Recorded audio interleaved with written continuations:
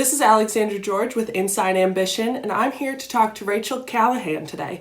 She's the Senior Co-op Advisor for Training and Development, and she's going to answer some student questions about what to do with co-op during this pandemic. Hi, Rachel. How are you? I'm doing good. I'm hanging in there.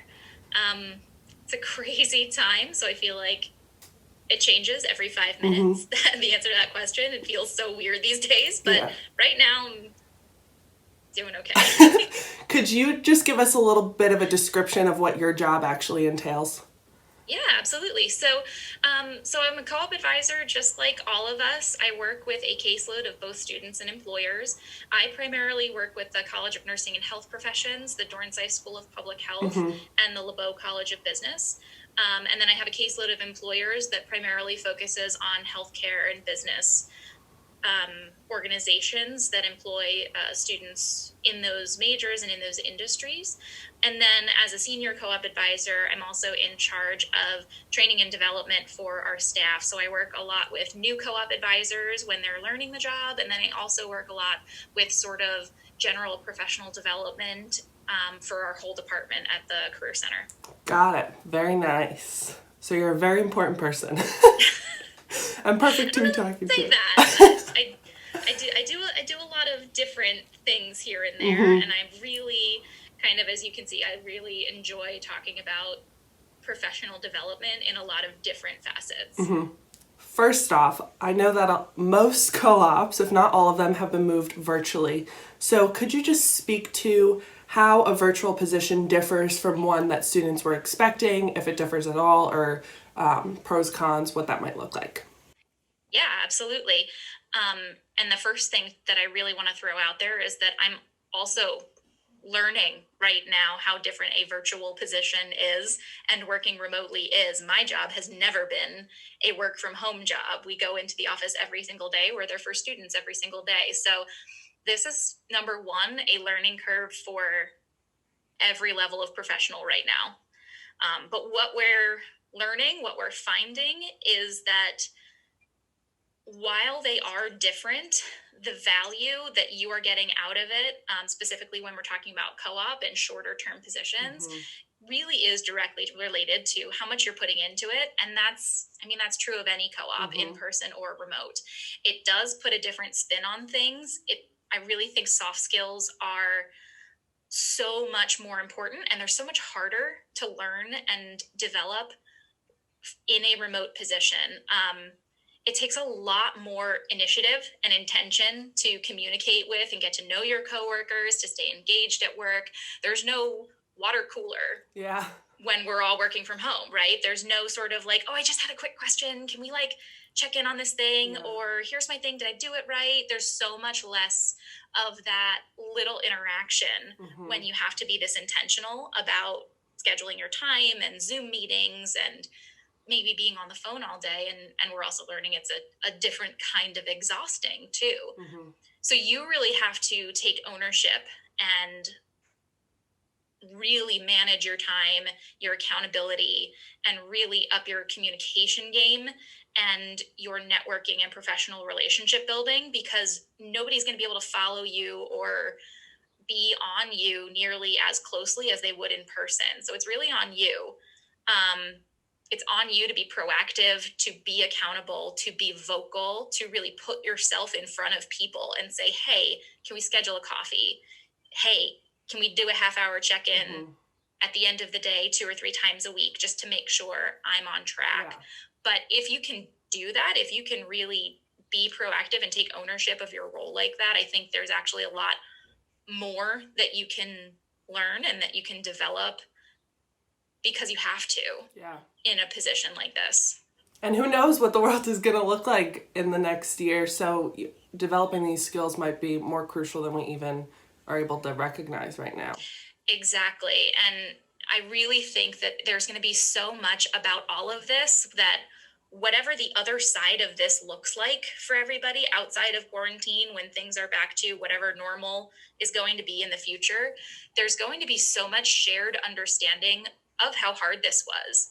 And so people who can really come out of this with those skills, with those kinds of initiative accountability, time management, who can structure themselves and still really get their job done, and then who can speak to that in a future job search or in a future job, are not only going to be more valuable in a job search, but in the world of work, you will have so much to teach your colleagues. And I mean, hopefully nothing like this ever happens again, but in any industry, regardless of what's going on, if you can flex yourself and be in the office, but then work from home, but then do this thing and that thing, that kind of versatility and flexibility and adaptability is some of the most important professional skills you can have. Yeah, for sure. I know that a lot of students, like co-op was supposed to begin back in April. Some of them got postponed to the end of April. Some are still being postponed. Some are postponed indefinitely. So for students who are in those positions who have co-ops but aren't currently working yet, what do you suggest that they should be doing right now? Yeah, so this is one of the things that I was actually really interested in talking about, and I have been really addressing or trying to address this with my students. But what I've been saying is, I think everybody right now should be getting really creative with their professional development. Of course, the hope is that everybody can jump into a co-op tomorrow and get started and learn by doing, and everything will go back to normal. But that is not the world we're living in right now. So if you are delayed, quarantined, still searching for a job, there is a lot that's going on out there that you can still engage in and continue to build those skills that I was just talking about and get better at them. Time management and communication, again, being sort of like 1 and 2 right now, making sure that you are starting to think about what that means for you outside of a job, what that means for you in your life. It's really good kind of just general health and well-being advice. I think I was even just listening to a podcast, and they said, in the first week of quarantine, I sat on the couch and I just ate whatever I wanted. And now that we're pushing into almost 2 months, that's not working. Yeah, it's not sustainable. And I think the same is true with everything. It's now that we're over a little bit of that initial shock, and everybody's kind of looking for, what am I supposed to be doing right now? There actually is a lot out there. So keeping a schedule, structuring your time, networking, going on LinkedIn, attending webinars, reading news from your industry. So I know that, again, one of the sort of health and well-being things for a lot of us is maybe not engaging so much with the news right now, because it is so overwhelming and uncertain and stressful. But there's a lot inside of industries that people are doing to creatively respond. Again, my students primarily are in the healthcare and business industries, and all of this pivoting to remote work and how we can be successful remotely is something that a lot of business industries are very highly focused on right now. And then obviously healthcare with the development of vaccines and the public health monitoring of, populations and contact tracing. Like, there's a lot of really interesting stuff out there spawning because of this crisis. And I think that really keeping up with that, keeping track of that, can be an empowering and active way to not only engage with the news and maybe feel a little bit better about how things are going, but also then be engaged with your industry and really keeping up with what some of the heavy hitters in your industry are doing, how they're responding, and what things have to change, either in the short term because of quarantine or in the long term overall because of just, the uncertainty of how this is going to go. So all of these things can still be really helpful with building those skills that I've been talking about. And I really just think that if we can pivot our own sort of understanding of professional development and what that means, I think there's really so much opportunity out there to continue your professional development, regardless of if you're working right now or not. I think it can be really positive and empowering and not burdensome. So, whatever you can do, a lot of people are talking right now, like I said, in every single industry. And I think it's really, really fascinating to watch some of this stuff develop in real time. Yeah, for sure. This all kind of went down right as C round was getting started and interviews were happening. So some people never even had the opportunity to secure a co-op, and also for those co-ops that were canceled. Are classes an option for these people? What else can they be doing if they really don't have a job? I know you mentioned like the skill development, but are there positions still open? Yes, there are definitely positions still open. We keep a running list that we share with all of our students who are job searching. And I just looked at it, a couple of days ago, and there are still hundreds of jobs listed for people who are recruiting. Now, as everybody knows, that sounds like a great number. It is a great number, but that doesn't necessarily mean, in every single industry, there's one that works perfectly for you and your job interests. But what it does mean is that there is still a lot of opportunity out there. And again, in terms of getting creative with what you're looking at, what you're looking for, what is possible, there's absolutely, you should absolutely still be looking for a job right now. It's harder, but it is not impossible. I actually on Friday had one of my employers email me, who's in healthcare, and he said, actually, because of this crisis, I think I might have a project for like a marketing student. Is that something I could recruit for right now? And I was like, absolutely. Yes, please. So even again, as we're all trying to figure out what this means, like I said, in both the short term and the long term, it's a constant change of people at all levels figuring out what we need, what's available. And so we are still getting positions. We call that job development too. Like we have a team in the Steinbright Career Development Center who are specifically dedicated to employer relations and job development. They're much more sort of behind the scenes usually, but they have absolutely kicked their work up to a 10 in the last few months. And we've been reaching out to our employers that we already work with to sort of gauge the lay of the land, obviously for co-ops that are delayed or are canceled or might be happening or might be new opportunities. We've been working to communicate with faculty and our academic partners in every college and every major to sort of see what they're doing, what research is happening, again, maybe what's new even because of COVID-19, looking at everything that's on Handshake and LinkedIn and trying to really do some networking and some job development ourselves. So everything that I am suggesting to you guys, I definitely want to let you know we are also doing in order to continue to develop opportunities that people could start tomorrow and circulating those opportunities. So the first thing, yes, there are positions available. Absolutely continue your job search. In terms of returning to classes, are classes an option? That's a much tougher question. And, that's one thing that has been left out of all of the FAQs and everything. And a lot of people do ask sort of like, why hasn't that been addressed? And the real answer there is because it's so much more complicated than that, as always. It varies program to program. So to put up one answer is challenging because it's never going to apply to everybody. So disclaimer, talk to your co-op and academic advisors.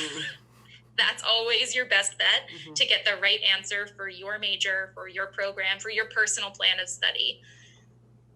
However, there are different co-op options, generally speaking. There's the 4-year 1 co-op, the 5-year 3 co-op, there's a no co-op option. There's a lot of different ways. So if your major has a no co-op or a 4-year plan and you're on the 5-year plan, there are a lot of people who are sort of changing which co-op concentration they want, and they are sometimes going back to classes. But there are a lot of majors that don't have those options maybe, and so that's not possible. And the other thing too is that that only speaks to the co-op side of it. Then there's also the question of, are there classes that you need?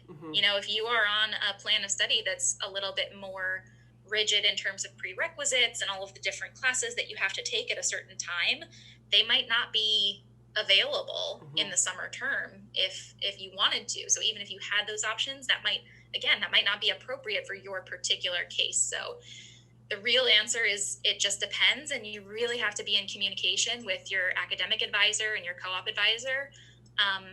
And then, of course, everything's crazy right now and everything's topsy-turvy. So that's going to be the best answer for literally everything from here. So there's a lot of individual questions to consider when you're talking about that. And like I've been saying, I think there's a lot that you can do. I think a lot of students are switching back to classes because they are maybe scared about the job market, concerned about using their time wisely. And I resonate with that a lot. I am somebody who is always concerned about using my time wisely, making sure I'm on track. So another thing I actually just want to mention, because a lot of my students have been very worried about this, is you can still get co-op credit without a co-op position. Right. Because co-op is mandatory, because there are a lot of times when you can't go back to classes, and because nobody can guarantee you a job ever, basically, but certainly not me, we are absolutely committed to working with every single student to make sure that you are getting co-op credit, working with us, continuing your professional development. And yes, sometimes that means that online class that a lot of students, complain about. But again, there's if you are in communication with your advisors, you do not have to worry about your plan of study. Yeah. You can get co-op credit, and I don't want people to worry about that. Yeah, that's a fair point. You're totally right. Some people are just nervous, can't find anything, but there is always an option in some way, shape, or form. Just looking forward, I know that it's impossible to really assess what the next several months might look like. But how do you think this is going to affect students who are on fall-winter co-ops, considering what the economy looks like right now, what it's going to look like? And what advice do you have for those students that are worried about their future co-op positions? So one of my colleagues shared with me a week or two ago that she's been sharing with a lot of her students who are doing a fall-winter job search that we don't have a lot of information necessarily right this second, but we all hope that by September that we're all planning a few months ahead instead of a few moments ahead, like it feels like we're doing right now. And that resonated a lot with me. There's still so much. When we all moved to remote, when finals went online and spring break got extended for a week, even I was like, oh, we'll just be, we'll do this and they'll get started and everything will be back to normal. And then I was kind of like, okay, well, maybe we'll go back in the middle of spring term, and now summer's remote. And so just like you guys have been getting this information little by little, that's literally how the whole world is getting their information too. Right. We are all still hoping for the best and hoping for the best and hoping for the best. And I think we're just reaching a point now after a couple of months where we're like, okay, so this is actually going to be a really long-term implications. Even if we do go back to normal, we have to be ready to pivot, to have these conversations, to be prepared. So, I'm not in the prediction game anymore of what September is going to look like in terms of the economy or jobs or this and that, or frankly, even next March and April either. I've always told students that a big part of any job search is being able to handle uncertainty, because, as I said before, nobody can tell you when you're going to get a job. And especially if you're utilizing our co-op system, everybody wants to get a job in A round. And I mean, that would be great if everybody got a job in A round. But if you've been through the system, you know that that's not the case. Yeah. And most students don't get a job in A round. for a lot of reasons, So there are a lot of people who go through multiple rounds of job searching, who are job searching for months on end, and that's in a normal scenario. Right. So now everything's, again, turned up to a 10, and we really have to be, number one, very transparent with each other that I don't know, and to some extent I never knew. Yeah. But we're definitely all feeling that a lot more right now. Yeah. And so I think it's important to really speak out loud and just say, like, yeah, I mean, this has kind of always been a part of the game, but it's very true. What I've been telling my students in terms of how to handle that and maybe how to mitigate some of the stress that comes along with that. Number one, be prepared to apply to 1 million jobs. Yeah. I mean, be prepared to do a really rigorous and robust job search over the next couple of months. Be prepared to have conversations about, okay, if this is in person, what happens if there's a second wave? What happens if something else happens and we go back into, this kind of remote environment? Mm-hmm. Be prepared to ask questions about maybe how they responded, not just to co-op, but as an organization this March and April, because I think there's going to be a lot really for the rest of our lives where, the things that we are able to do, like I said, on the individual level, in terms of how you dealt with this, how you handled it, how you grew from it. I think the same is true for organizations too. Yeah. And so really understanding what that organization and what their people were going through, I think will give you a lot of good information about, if the worst case scenario happens again, what might you expect or be able to expect? I would say in terms of other things, start thinking now about all of this networking and industry monitoring ideas that I said for spring, summer students. Right. I think fall, winter students should be doing the same thing. I think that's, again, number one, part of a robust job search. And number two, will clue you in to how your industry is feeling and responding and bouncing back over the next couple of months.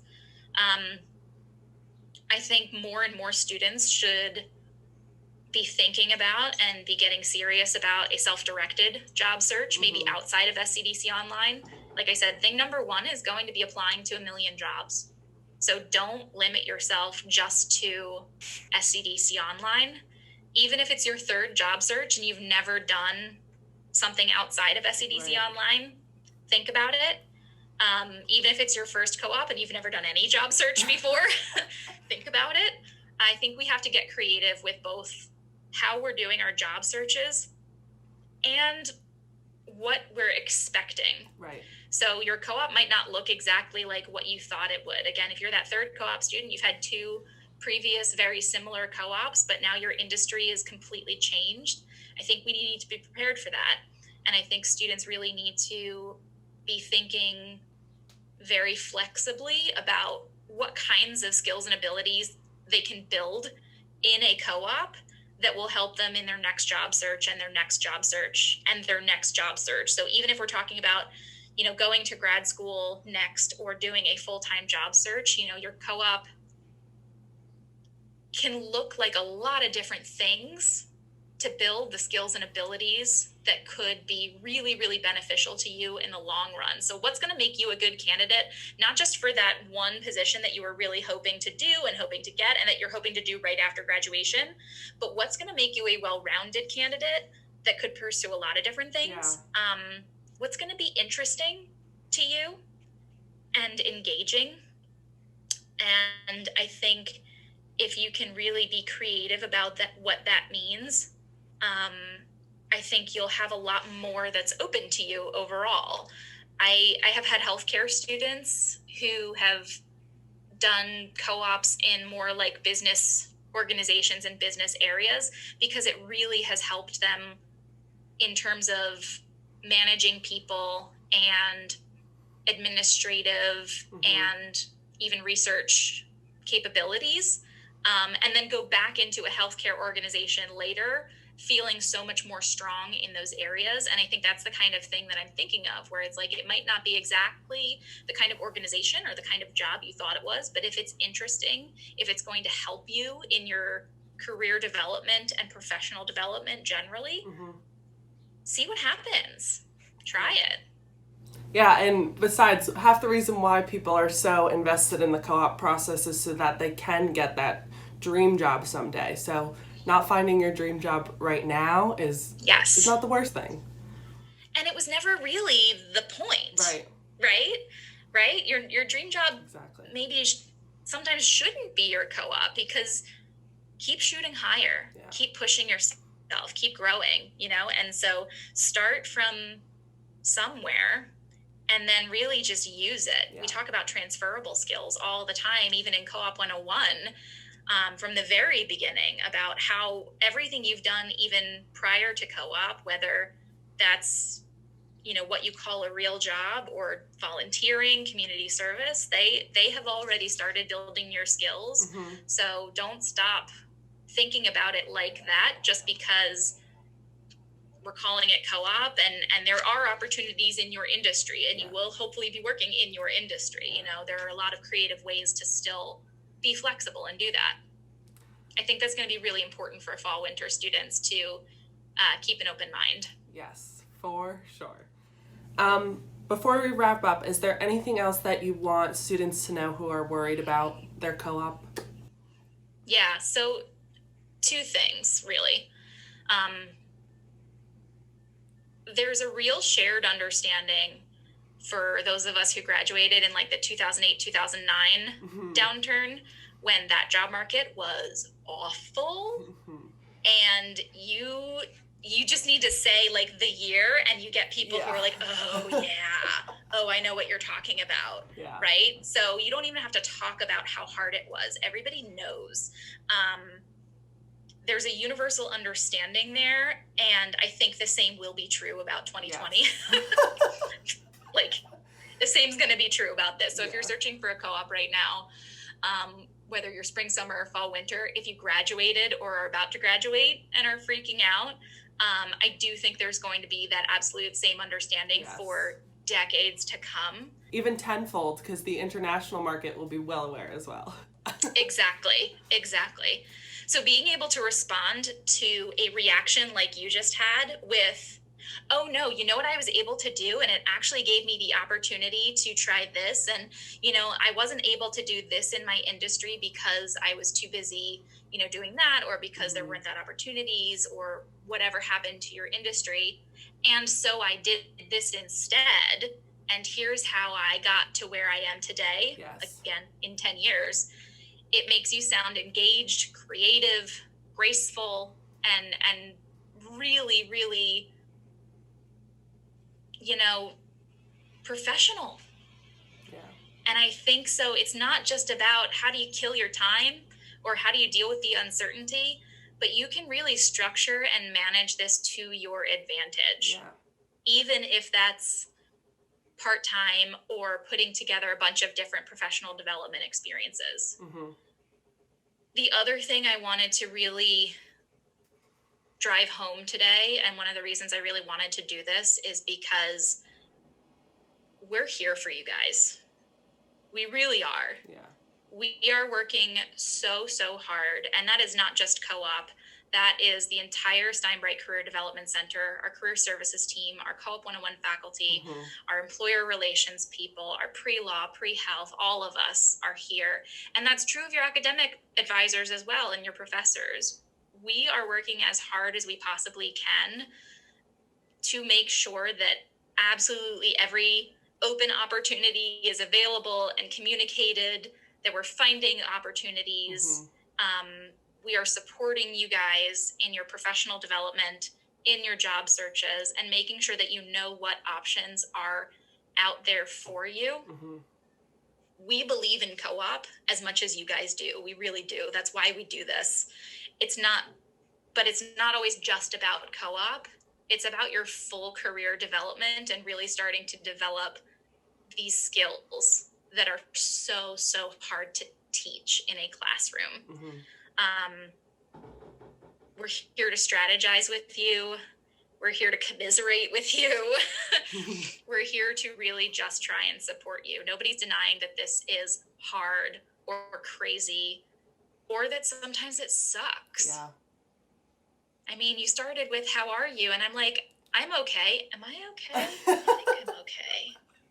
You know, it sucks. This is crazy. Yeah. But we are showing up every single day. That was really well said. I really, really do appreciate the opportunity to do this. Yeah. I really think that, you know, like we were saying before, it's so hard to communicate some of this via emails and FAQs, and there is just so much flying at all of us right now. Not just COVID viruses, but literally everybody. Yeah. There's so much changing so quickly and so much information flying at everybody that it really is hard to get something that simple across, but that really is the bottom line. Yeah. Well, thank you so much for doing this interview with me. I really appreciate it, and I'm sure a lot of other students are going to too. Yeah, I hope so. Thank you so much for the opportunity. Have a good day. Of course. Bye.